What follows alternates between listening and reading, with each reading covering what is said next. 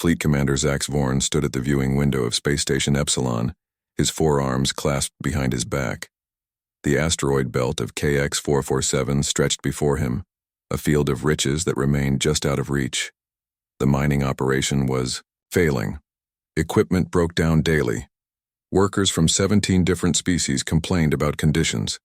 Investors threatened to pull their money, and the Federation Council was demanding answers.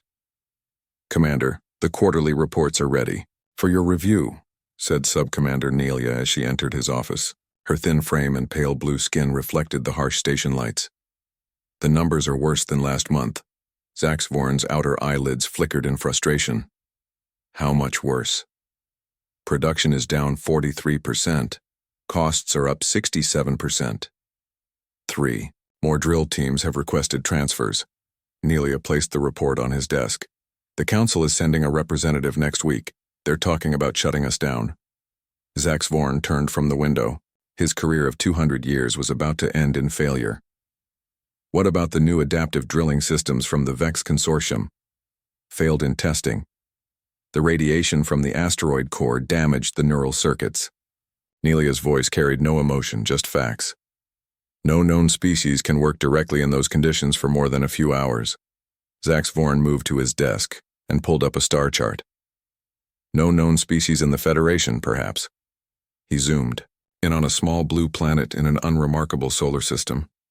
"But there are others." Nelia moved closer to see what he was looking at. Her eyes widened. "Earth? You can't be serious, Commander." "The Terran Cooperative has the highest success rate for difficult operations in the outer sectors. Their workers adapt to conditions that would kill most species." "Humans?" Nelia's voice rose higher than her usual calm tone. "They're barely civilized. Their technology is primitive. They solve problems with brute force instead of elegant solutions. They're emotional, unpredictable, and dangerous." Zax Vorn nodded. "Exactly why they might succeed where we have failed. They thrive in chaos. The Council will never approve this. The Council gave me one last chance to make this operation profitable. They didn't specify how." Zax Vorn tapped a command into his communication panel. "Connect me with the Terran Cooperative Hiring Office." Frank Miller wiped sweat from his forehead as he climbed out of the maintenance shaft. The air recyclers on Luna Base were acting up again, and the temperature had climbed to uncomfortable levels in the lower sections. 20 years of working in space, and he still spent half his time crawling through tight spaces fixing things that shouldn't break. "Miller, you've got a call," shouted Ben from the control room. "Some alien big shot. Sounds important." Frank sighed and put down his tools. Calls from alien big shots usually meant trouble. Ever since humans had started working for off-world companies, they'd gotten a reputation as the people you called when no one else could fix your problems. It was good money, but the jobs were often in the worst places. He picked up the receiver in the comm room. "This is Miller." The face on the screen wasn't human. 4 eyes blinked at him from a gray-green face with ridged features. "Mr. Miller, I am Fleet Commander Zax Vorn of the Galactic Alliance Trade Federation. I have reviewed your work record from the Saturn mining operation and the emergency repairs on Proxima Station. I have a job offer." Frank leaned against the wall. "What kind of job?" "We have a mining operation in the KX-447 asteroid belt that is failing. Conditions are difficult. Equipment fails regularly. We need a team that can adapt and overcome these challenges. Why call humans? You've got thousands of more advanced species in your Federation." All 4 of Zax Vorn's eyes blinked at once. "Because they have all failed. We require your unique capabilities." Frank understood the unspoken truth. This was a desperate last resort. "What's the pay?" When Zax Vorn named the figure, Frank whistled. "That's 3 times standard rate. The situation is urgent. Can you assemble a qualified team within 7 Earth days?" Frank thought about his friends who were between jobs, good people who didn't mind getting their hands dirty and could think on their feet. "I can do it in 5. 3 days later, Frank sat in a rundown bar in New Houston with 4 people he trusted with his life. They'd all worked together before, in bad situations, and come out alive. Susan Rivera, A brilliant engineer who could fix anything with duct tape and determination studied the contract on her tablet. The money's good, but they're not telling us everything. These radiation readings are off the chart. Alan Parker, a medic who'd served in the Mars Colonial Defense before joining the civilian sector, nodded. We'll need special meds to handle that kind of exposure, even with suits. I'm more worried about the local security, said Dwayne Jackson, running a hand over his shaved head. The former military man now worked private security, and he had a talent for spotting trouble before it happened. Says here the station has 17 different species. That's 17 different ways of doing things, 17 different ideas of what's dangerous. Lisa Chen, the youngest of the group, was already scrolling through language files on her device. As a xenolinguist, she was their bridge to understanding the aliens they'd work with. The dominant language is standard trade, but there are cultural subtexts we'll need to navigate. These Varaxians are very hierarchy-focused. Frank took a sip of his beer. Look, we all know what this is. They've got a mess no one else can fix, so they're calling in the humans. It's dangerous, it's hard, but it's what we do. If anyone wants out, speak now. No one spoke, they'd all been here before. All right then. Frank raised his glass. To the job. May we all come back richer and in one piece. They clinked glasses, and Susan grinned. You know, I've always wanted to show up some high and mighty aliens who think their tech is so superior. Just remember the protocol, Lisa warned. We're representatives of Earth.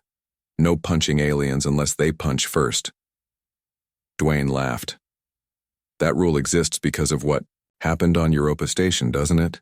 We don't talk about Europa Station, Frank said with a smile. Now let's go over the equipment list. We leave for Space Station Epsilon in 36 hours. The executive briefing room on Space Station Epsilon was filled with tension. Zax Vorn stood at the head of the table, facing his senior staff. Yuki, hired humans? Subcommander Nelia's voice was filled with disbelief. Have you lost your mind? Murmurs spread around the table. The chief engineer, a Varaxian with metallic skin, spoke up. Commander, humans are primitive. Their methods are crude. They rely on instinct rather than proper analysis. They also survive where others die, Zax Vorn replied firmly. The Terran team arrives tomorrow. They have an impressive record of succeeding in failed operations. I expect everyone to cooperate fully. And when they break our equipment and disrupt our procedures? Asked the security chief, a tall Phaelon with sharp features. Then we let them break it their way, Zax Vorn said, because our way isn't working. As his staff filed out, still muttering concerns, Zax Vorn returned to the viewing window. The asteroid belt glittered against the blackness of space. In those rocks lay either his greatest success or his final failure. Tomorrow, the humans would arrive and everything would change. He only hoped he hadn't made a terrible mistake. The human transport ship docked at Space Station Epsilon with a loud clang that echoed through the arrival bay. The sound made several alien workers jump. The ship was old, patched in multiple places, and lacked the sleek design of Federation vessels. To the waiting alien staff, it looked primitive and unsafe. Frank Miller was the first human to step through the airlock. He carried a battered duffel bag over his shoulder and wore a simple blue jumpsuit with numerous pockets. Behind him came Susan Rivera, her black hair tied back in a practical ponytail, followed by Alan Parker with his medical kit, Dwayne Jackson scanning the area with alert eyes, and Lisa Chen, already studying the various aliens with professional interest. Welcome to Space Station Epsilon, said a thin blue alien who stepped forward. I am Subcommander Nelia, second in command. Fleet Commander Zax Vorn is waiting for you in the command center. Frank nodded and extended his hand. Frank Miller. This is my team. Nelia stared at the outstretched hand with confusion before awkwardly raising her own thin fingers. Frank shook her hand firmly but not too hard. The alien's eyes widened at the direct physical contact. Your quarters have been prepared according to human biological requirements, Nelia said, quickly pulling her hand back. Please follow me. As they walked through the station corridors, the human team drew stares from the various alien species they passed. Some looked curious, others wary, and a few seemed openly hostile. They're acting like they've never seen humans before, Susan whispered to Frank. Most of them probably haven't, Lisa replied quietly. According to my research, only about 2% of Federation stations have regular human workers. Dwayne kept his eyes moving, noting security cameras, access points, and emergency exits. Not exactly a warm welcome. We're not here to make friends, Frank reminded them. We're here to fix their mining operation and get paid. The command center was a large room filled with screens, control panels, and busy alien workers. At the center stood a tall, imposing figure with 4 arms and gray-green skin. Fleet Commander Zach Zavorn turned as they entered, all 4 of his eyes focusing on the humans. Mr. Miller, he said, his voice deep and formal. Thank you for coming, on such short notice. Frank stepped forward, once again extending his hand. This time he noticed how Zach Zavorn flinched slightly before accepting the gesture. Let's see what we're working with, Frank said. Zach Zavorn nodded to a Varaxian engineer who brought up a large holographic display of the asteroid belt. Our primary mining sites are here, here, and here, the commander explained, pointing with 2 of his arms. The problem is the unusual radiation from the asteroid cores. It damages our equipment and makes it dangerous for our workers. Susan stepped forward, studying the display. What kind of radiation shielding are you using? The Varaxian engineer looked offended at the question from a human. Federation standard G-type shields, of course. The most advanced available. And they're still failing? Susan asked, already pulling out her tablet. Can I see the maintenance logs? The engineer looked to Zach Zavorn, who nodded permission. The data transferred to Susan's tablet, and she immediately began scrolling through it, her brow furrowed in concentration.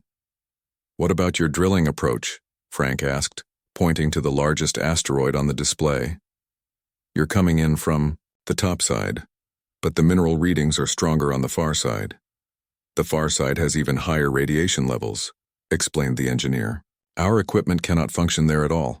Alan stepped forward.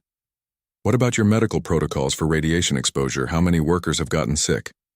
A small, insect-like alien with 6 limbs answered. 17 workers have required medical evacuation in the past cycle. Our protection suits can only withstand the radiation for 3 hours at a time. Dwayne studied the security setup, while Lisa observed the interactions between different alien species, noting the hierarchy and communication patterns. Frank turned to Zach Zavorn. We need to see the mining operation firsthand. How soon can we go to the asteroids? You want to go there personally? Zach Zavorn seemed surprised. Most consultants prefer to work from the safety of the station. We're not most consultants, Frank replied. We need to see the problems to fix them. Zach Zavorn nodded slowly. A transport can be ready in 3 hours. Good. In the meantime, we'd like to see our quarters and get settled. The humans' quarters were located in a remote section of the station. The rooms were small, with basic furnishings clearly designed for efficiency rather than comfort. Each human had a separate sleeping pod, a small storage unit, and shared access to a common area and sanitation facility modified for human biology. Well, this is cozy, Susan said sarcastically, as she tossed her bag onto the sleeping pod. I've slept in worse places, Dwayne replied, already checking the room for surveillance devices. Alan began unpacking his medical supplies. First thing we need is to check the radiation levels here on the station. Make sure we're safe even before we head to the asteroids. Lisa sat cross-legged on her sleeping pod, reviewing language files and station protocols on her tablet. The social structure here is fascinating. The Varaxians are at the top of the hierarchy, followed by the Phalons, then the Nexirians. Frank interrupted their settling in.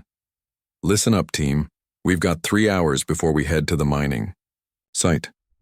Susan, I want your preliminary assessment of their equipment failures. Alan, check what medical supplies we might need beyond what we brought. Dwayne, get a feel for the security situation. Lisa, find out who really runs things around here, not just the official chain of command. What about you, boss? Susan asked. I'm going to find the commissary. Meet someone who isn't management, get the real story. Frank headed for the door. Remember, we're here to do a job, not to impress anyone with how smart humans are. Let's keep it professional. As the door closed behind Frank, Susan turned to the others with a grin. 10 credits says he finds trouble within an hour. No bet, Dwayne laughed. This place is nothing but trouble. The station commissary was filled, with various alien species eating, drinking, and talking in small groups. As Frank entered, several conversations stopped, and many eyes turned to look at him. He walked casually to the serving area, where a 4-armed chef was preparing food. "What's safe for humans?" Frank asked. The chef pointed to a section of blue containers. "Protein base. No toxic elements for Terran biology." Frank took a tray and selected what looked least unappetizing. He found an empty table in the corner and sat down to eat. The food was bland but edible. After a few minutes, a Nexirian worker approached his table. The reptilian alien had scales that shifted color slightly as it moved. "You are the human leader?" the Nexirian asked. Frank nodded. "Frank Miller. I am Set. I work Drill Team 3. The alien's voice was rough and low. "They say you will fix our problems. We're going to try," Frank said honestly. Set leaned closer. "Be careful. Not everyone wants you to succeed. Some have investments in this operation failing." Before Frank could ask for clarification, Set straightened up and walked away as Sub-Commander Nelia entered the commissary. Frank watched the Nexirian go, wondering exactly what kind of mess they had just walked into. The transport shuttle rattled as it approached the largest asteroid in the KX-447 belt. Through the viewport, Frank could see mining equipment scattered across the rocky surface. Some machines were working, drilling into the asteroid's crust. Others sat idle, damaged or abandoned. "Your equipment looks like it's seen better days," Frank said to the Varaxian pilot. "Nothing works properly here," the pilot replied without taking his eyes off the controls. "The radiation affects the neural circuits in our advanced machines. The backup mechanical systems are too slow to meet quotas." Susan peered out the viewport. "Those drills are all wrong for this type of rock formation. They're designed for uniform surfaces, not these variable density asteroids." The shuttle landed with a bump on a flat area near the main drilling site. The humans put on their radiation protection suits, which were bulkier and less advanced than the sleek alien versions, but had been modified by Susan to provide better shielding. "Remember, we stay together," Frank said as they prepared to exit. "First look is just to assess the situation. No heroics." They stepped out onto the asteroid's surface. The low gravity made movement strange but not difficult for the humans, who had trained for such environments. A Phalon site manager met them at the airlock. "Welcome to Mining Site Alpha," the tall alien said. "I am Operations Manager Kelvik. You have 2 hours before radiation levels become dangerous, even with protection." Frank nodded and turned to his team. "Susan, check the drilling equipment. Alan, talk to their medical officer about radiation symptoms. Dwayne, perimeter security scan. Lisa, with me to talk to the workers." The team split up to their assigned tasks. Frank and Lisa approached a group of Nexirians operating a drill that was making a horrible grinding noise. "That doesn't sound healthy," Frank observed. One of the Nexirians looked up. "It's Set, from the commissary," Lisa whispered to Frank. "Human," Set acknowledged. "You see our problem now? Drill breaks down every few hours. Parts fail. We fix. It breaks again." Frank knelt to examine the drill. "What's the longest one of these has run without failing?" 8 hours, Set replied. "Most fail in 3 or 4. Frank removed a panel from the side of the drill. Inside, he could see components darkened by heat and radiation damage. "Your cooling system is inadequate for these conditions," he said, "and the radiation shielding is focused on the computer parts but not on the mechanical components." Meanwhile, Susan was examining a larger drilling platform nearby. She had connected her tablet to its diagnostic port and was frowning at the readings. "Your power regulation is all wrong," she told the Varaxian engineer supervising the platform. "You're sending too much power during startup, which causes microfractures in the conductive materials. Then when radiation hits those fractures, the whole system fails." The Varaxian looked offended. That is a Federation standard power sequence. It is precisely calculated for optimal efficiency. Maybe under normal conditions, Susan replied.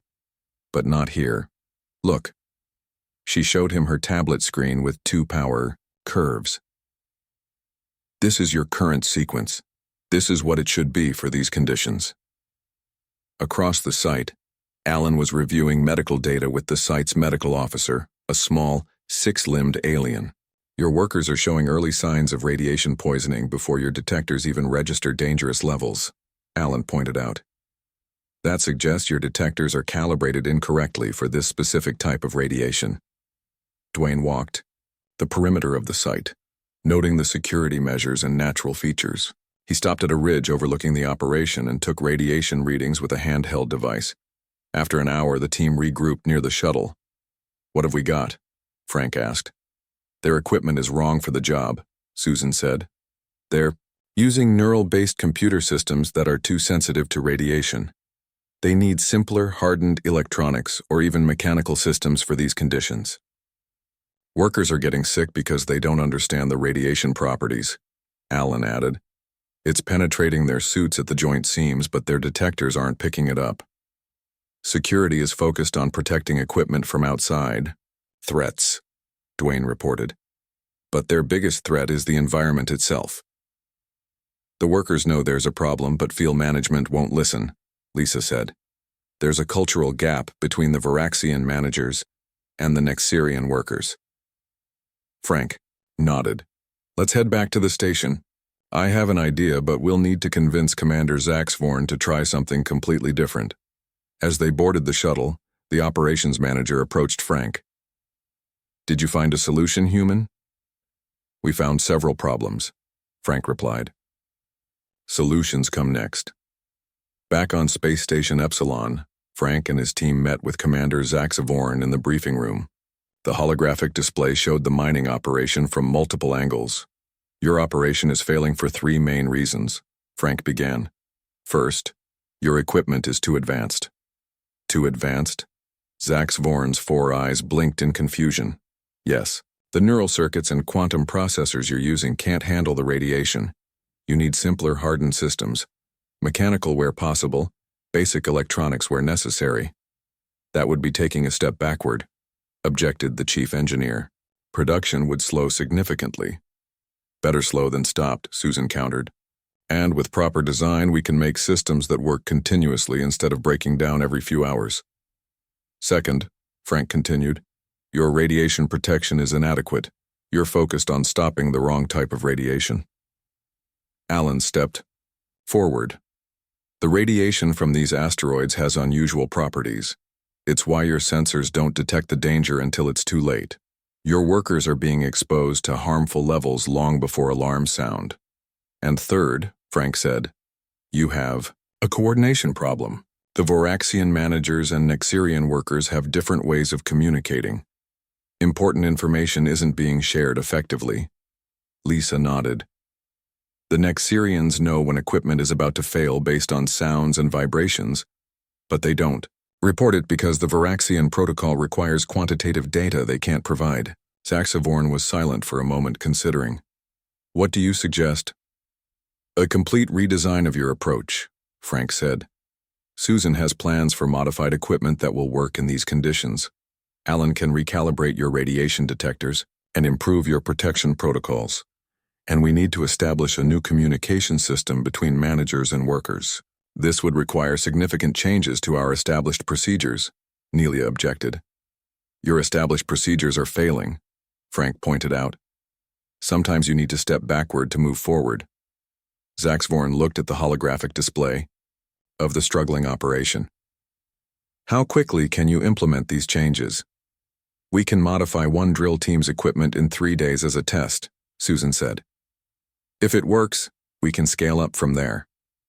Very well, Zaxvorn decided.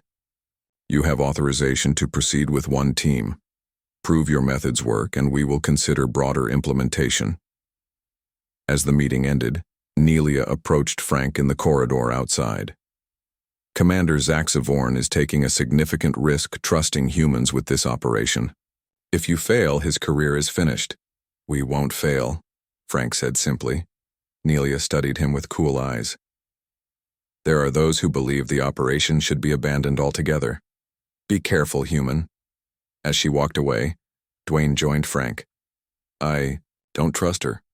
We don't need to trust her, Frank replied. We just need to fix their mining operation. Let's get to work. 3 days passed in a flurry of activity. Susan worked with Set and his Nexerian drill team to modify their equipment.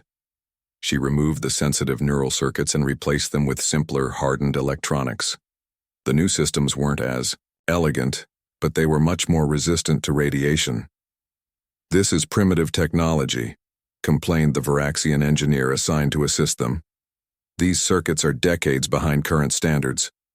Sometimes old is better, Susan replied as she welded a protective casing onto a control panel. These might be simple, but they'll keep working when your advanced systems fail. Frank supervised the modification of the drilling process itself.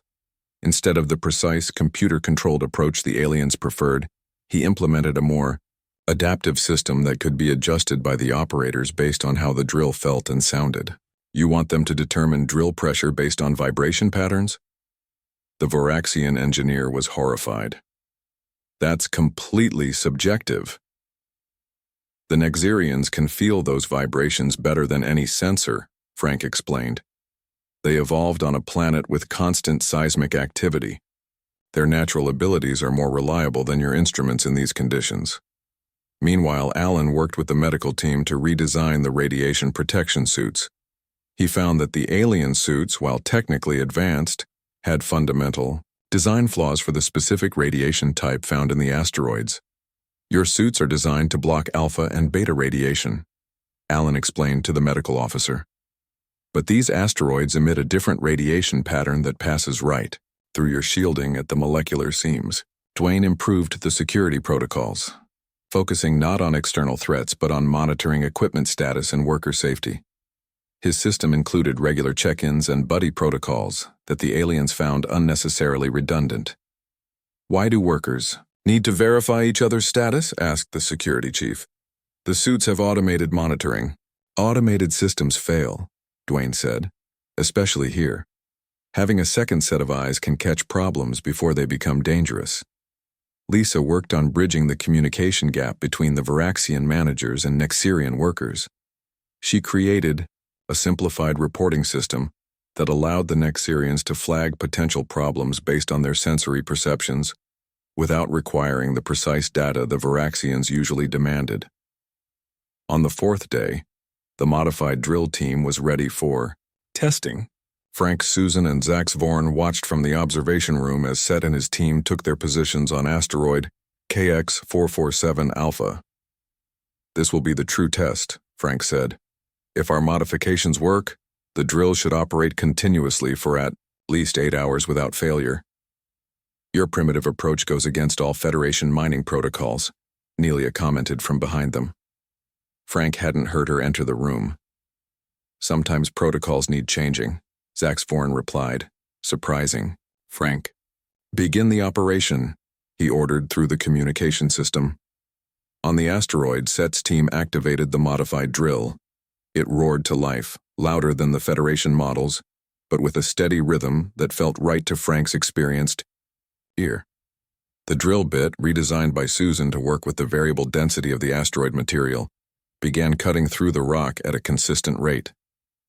Power levels stable, reported a technician. Radiation shielding holding. The first hour passed without incident. Then the second. By the third hour, when the original equipment would typically begin failing, the modified system continued to operate smoothly. The radiation levels inside the equipment housing are rising but still within safe parameters, Susan noted, watching the readings on her tablet. The shielding is working. Production rate is 30% below standard, Nelia pointed out. But it's continuous, Frank countered. No shutdowns for repairs means higher total output over time. After 6 hours, the drill was still operating perfectly. Set's team had already extracted more material in 1 shift than any previous team had managed in 3. I believe we can consider this a successful test, Zax Vorn said, turning to Frank. I will authorize implementation of these modifications across all drill teams. There's something else we need to discuss, Frank said, lowering his voice. Someone may be sabotaging your operation. Zaxavorn's 4 eyes widened slightly. Explain. Dwayne found evidence that some of the equipment failures weren't caused by radiation alone. Some components were damaged in ways that radiation couldn't. Explain. Who would benefit from this operation failing? Susan asked. Nelia stepped forward. Commander, these are serious accusations without proof. We're still gathering evidence, Frank admitted. But Dwayne found tool marks on failed components that shouldn't be there. And Set told me some people have investments in this operation failing. Zaxvorn was silent for a moment. There are competing mining corporations who would benefit if the Federation abandoned this asteroid belt. They could acquire the rights at a reduced price. Do any station personnel have connections to these corporations? Dwayne asked, joining them in the observation room. I will investigate this matter personally, Zaxvorn said. For now, continue implementing your modifications. If there is sabotage, improved production will force them to act more openly. Next day, the humans began working with the other drill teams to modify their equipment. The Nexirian workers, seeing Set's team's success, were eager to adopt the new methods. The Varaxian managers were more reluctant but couldn't argue with the results. Frank was helping a team adjust their drill when an alarm blared through the communication system. Emergency and power control, a voice announced. All personnel evacuate. Mining site beta immediately. Frank activated his communicator. Susan, what's happening? Someone's overridden the safety protocols on the main power core. Susan's voice came through tight with tension. If it overloads, it could cause a chain reaction through the entire power grid. Can you stop it? Frank asked, already moving. Toward the transport shuttle. I'm trying, but the override is locked with Federation security codes. I need more time. Everyone else get to safety, Frank ordered his team. I'm going to help Susan. When Frank reached mining site beta, he found Susan at the main power control panel, her fingers flying over the interface. Warning lights flashed red around them, and a countdown timer showed less than 15 minutes remaining. The system's been sabotaged, Susan said without looking up. Someone set the fusion core to overload and locked out the emergency shutdown. Can you bypass it? Not with these controls. The override is hard-coded. We need to physically disconnect the power. Links before the overload reaches critical. Frank looked at the schematics on the wall. The main power junction is in Section 7 near the core itself. That area is already showing dangerous radiation levels, Susan warned. The safety systems are failing. Frank checked his radiation. Suit. I'm going in. Talk me through what I need to do. That's suicide, Frank. Wait for the Federation emergency team. They won't get here in time. Frank was already moving toward Section 7. Keep trying to override the system from here. I'll be your backup plan. As Frank made his way deeper into the mining facility, he could feel the vibrations growing stronger. The power core was becoming unstable. If it exploded, it would destroy not just this mining site, but potentially damage the space station itself. The fate of the entire operation now rested in human hands. Frank moved quickly through the mining facility's corridors. Warning lights flashed red, and evacuation alarms blared. The few remaining workers were rushing in the opposite direction toward safety. Several aliens stared at him in shock as he ran deeper into danger instead of away from it. Susan, talk to me, Frank said into his communicator. What am I looking for?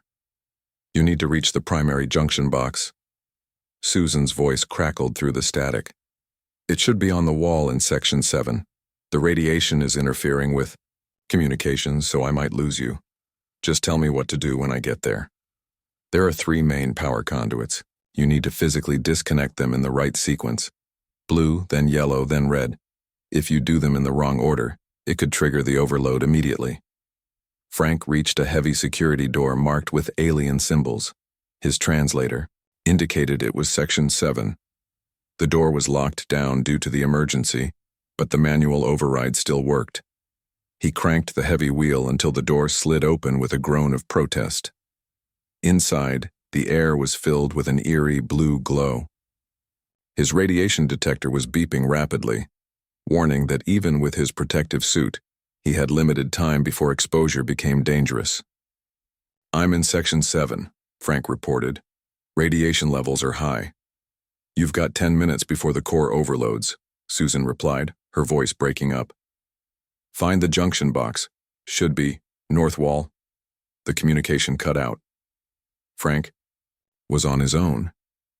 He scanned the room and spotted a large panel on the far wall covered with alien writing and warning symbols. That had to be it. He moved quickly across the room, feeling the strange lightness in his steps from the asteroid's low gravity. When he reached the panel, he pulled the manual release to open it. Inside were dozens of glowing conduits, pulsing with energy. His eyes searched for the 3 main lines Susan had described. There they were, blue, yellow, and red, each as thick as his arm, connecting the power core to the mining facility's systems. Frank took a deep breath. Blue first, then yellow, then red. He grasped the blue conduit. It was hot even through his protective gloves. With a firm twist and pull, he disconnected it from its socket. Sparks flew, but nothing exploded.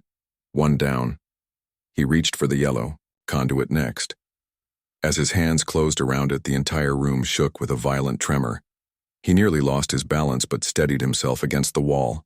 The power core was becoming more unstable by the second. With another twist and pull, the yellow conduit came free. More sparks, and the lights in the room dimmed momentarily before emergency power kicked in. 2 down. Just the red one left, as Frank reached for the final conduit.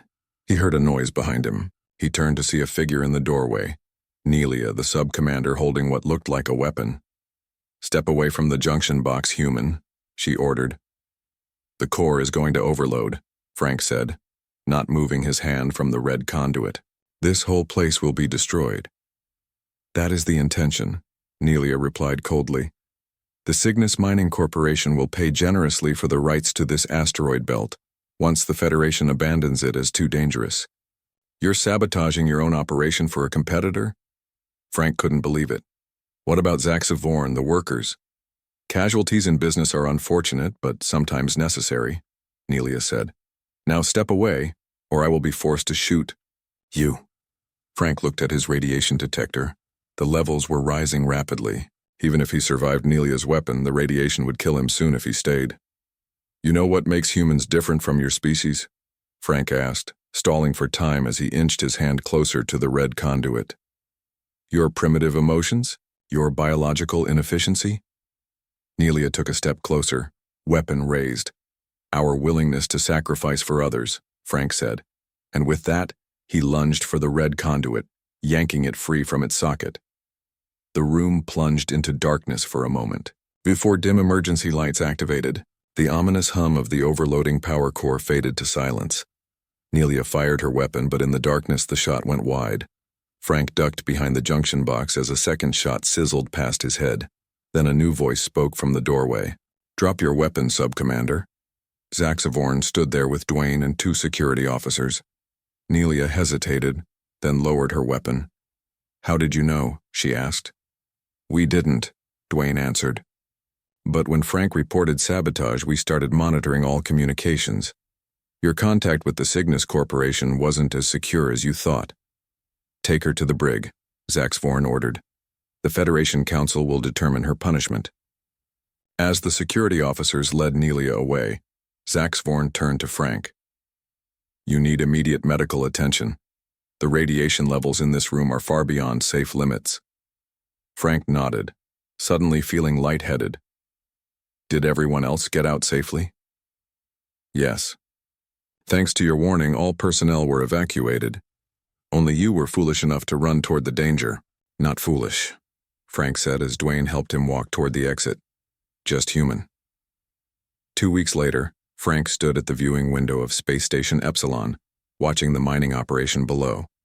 All 5 drill teams were now working with the modified equipment. Production was steady, and there had been no equipment failures in 10 days. The door opened and Zaxavorn entered. "The Federation Council has reviewed our reports," he said.